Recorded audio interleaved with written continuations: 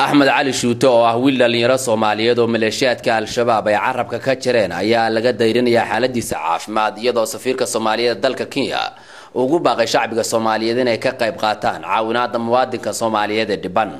Aabaha dhalay Axmed Cali iyo xubno kamid ah qoyskiisa ayaa saaka la kulmay danjiraha Soomaaliyeed ee Kenya Maxamed Cali Nuur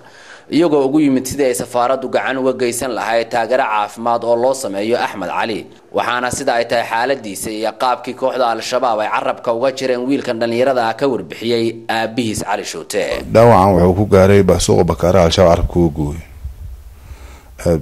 sariir iyo sokor waxba u qaad jiray xamar weyne murteenta wuxuu qaaday asaala wadayna ugu gooyeen marka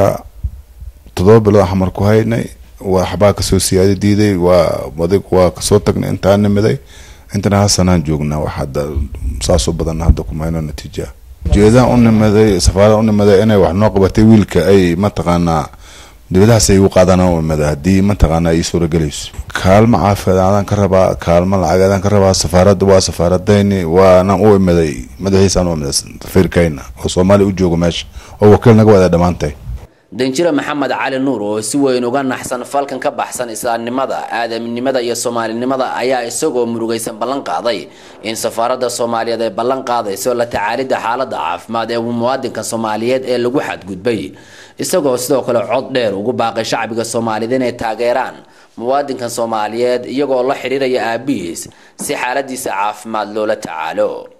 anaga safaaradanahay waxaan ballan qaadinaa inaan wixii karaankeena aan la qabano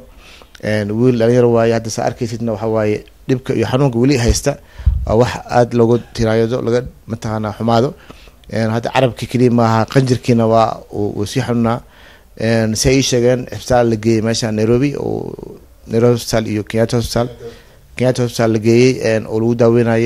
iyagana waa dad iska dhibaataysan masaakiin ah qarashka xataa wali ay bixin la yihiin oo lagu leeyahay anaga hadana safaaradda waxaan ballan qaadaynaa in wixii aan awoodno haduu ilaahay in qarashkaas aan ka bixino waxaan kaloo rabaa inaan ugu baaqo dadka Soomaaliyeed meel kasta ay joogaan muslimnimo iyo Soomaalinimo in loo gargaaro miskiinkaas dhibaataysan oo daawad u baahan waxaan ka codsan lahaa in aabihiis halka hadda la socdo oo joogo in qof kasta Soomaali ah meel kasta ay joogto ay mataqaana kaalmo wixii ay awoodo waxa yiraahdo ha badnaato u soo dirto aabihiis Cali Shuute numberkiisana waa sheegi doonaa iyo telefoonkiisa meesha laga helo inaad si loo soo xawilo si wiilkaasna mataqaana Ilaahay caafimaad u siiyo waxa waaye wax aad u dhawaad u xun waaye